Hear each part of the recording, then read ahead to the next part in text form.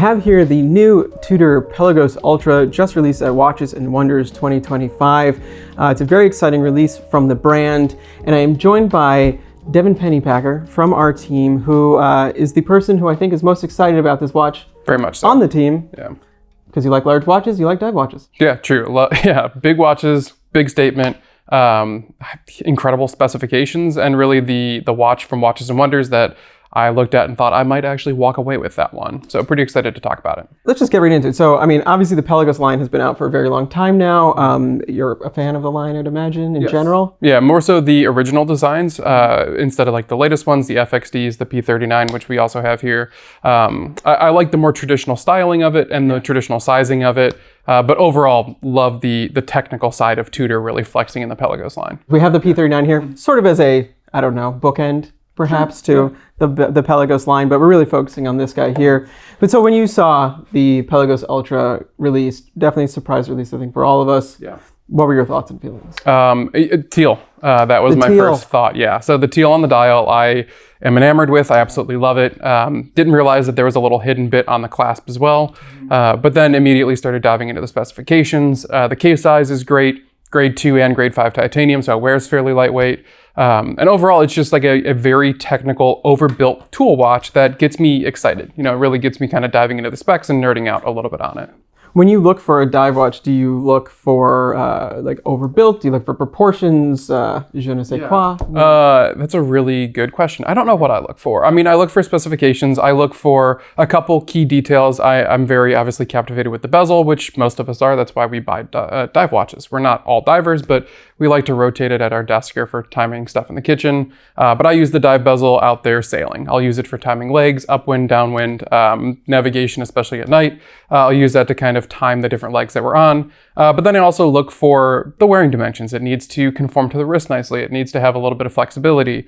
Can I swap the strap out? Do I have to swap the strap out? Just little details here and there that really kind of sell me on one piece over another, but there is always that random intrinsic value that you can't necessarily put your finger on.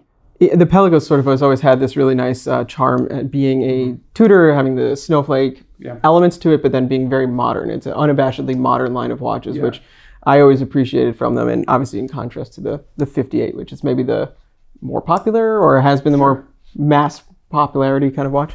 So there's been a lot of changes, though, in the Pelagos from those original watches. How do you feel about those changes? I mean, namely the redesigned rehaut. Yeah. That's the one aspect that I don't enjoy about the new Pelagos. I really loved the sloping rehaut on the old one. I love the way the indices kind of cut into it and casted shadows and added a little bit of depth. It added a bit of charm and aggressive styling to the old Pelagos, which we are kind of losing out here a little bit on. In terms of obviously thickness, we're saving some space by getting rid of that. But in terms of design, I feel like it is one aspect that is a little bit lacking on the new design.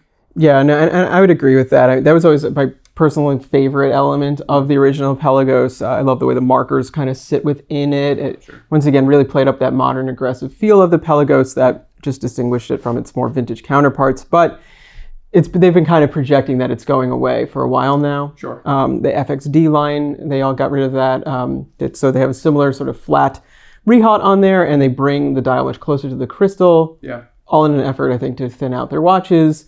Well, we can't really say going away. It's gone. Like, we really haven't seen it continue since that original. Technically, I guess they still sell the original.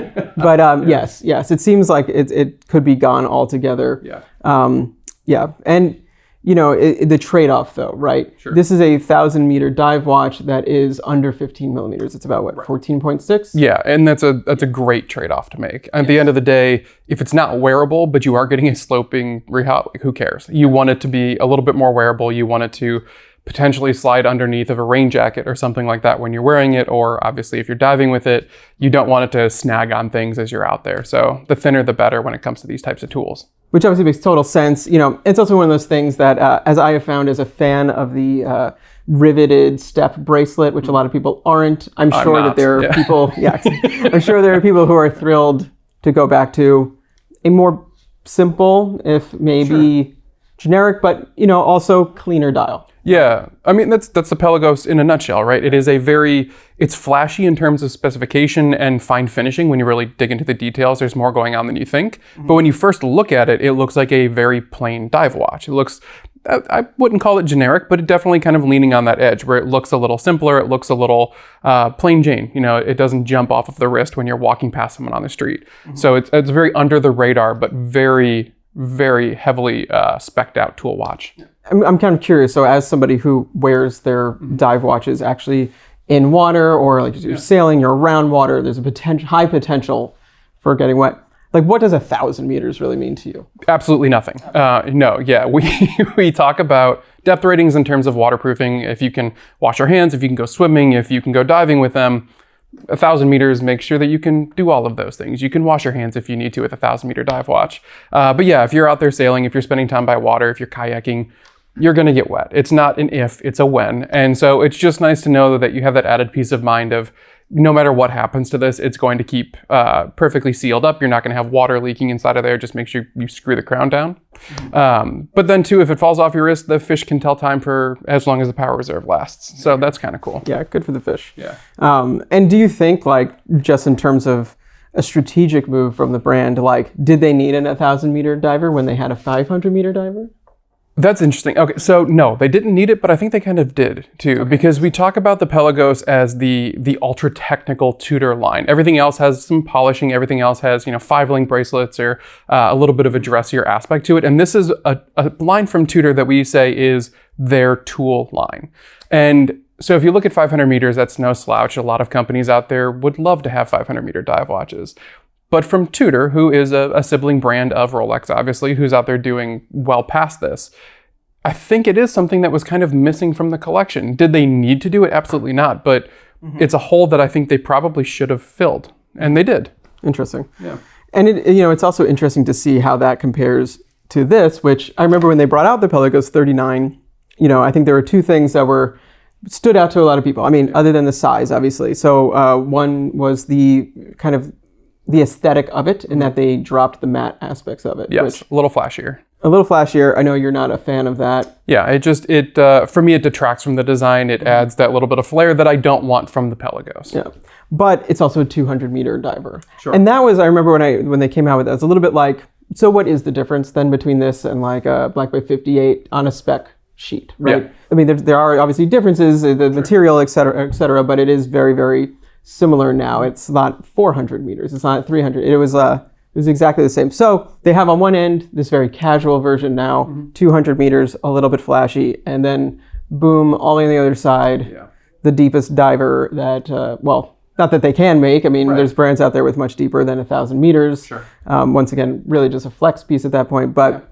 they've made a statement here. We have a true tool dive watch. Yeah, with titanium under 15 mil. With an incredibly technical clasp and bracelet system, which is cool. We should take a look at the clasp actually for a second. So, what, like, as a diver, once again, what do you think about this style of clasp? It's a very unique clasp. Yeah, I'm out there on a boat. It gets really hot. I'm out sweating and drenched, and my wrist is swelling, and then it shrinks up when I go inside. Or we're out there in cold weather and it's shrinking up, or I have it over top of a rain jacket. I want a little bit of extension in there. This gives you a lot of extension. So we saw T-Fit come in that P39, which was a cool addition. A lot of people really loved. We see T-Fit return in the new Pelagos Ultra clasp. But we also have a full dive extension and the old Pelagos spring system kind of revamped a little bit. So overall, it is a highly adjustable clasp, nice and over-engineered. It is exceptionally cool. And I remember being really excited when the Pelagos first came out years ago about that clasp. It was just, had a lot of ingenuity behind it. It was very unique. And they didn't really do much with it after. They put it on 2 models and then they basically moved away from it. Yeah. So it's very nice to see it come back. I'm just blown away by how this thing wears. Yeah. I have, it's like a 6 3/4 inch wrist. I don't go for 43 millimeter watches as like a rule. Yeah. That I apparently should reconsider, because absolutely this does not bother me. Yeah. And the titanium obviously makes it super light and comfortable. So I mean, I think it's very successful. Obviously launch, I think that seems to be the general sentiment. Priced at $5,950. How do you feel about that? I mean, it's expensive for what we're used to, but that's true of everything happening right now. Prices are creeping up.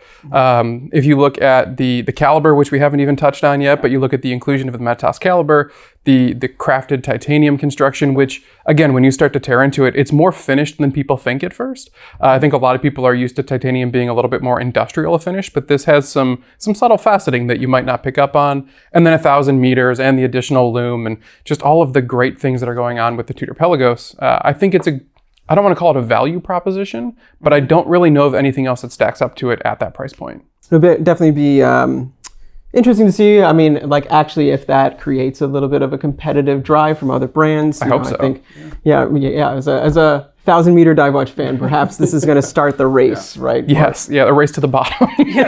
Wow, a race to the bottom with Tudor dive watches. No. Yeah. Thank you, Devin, for explaining this to us from your perspective.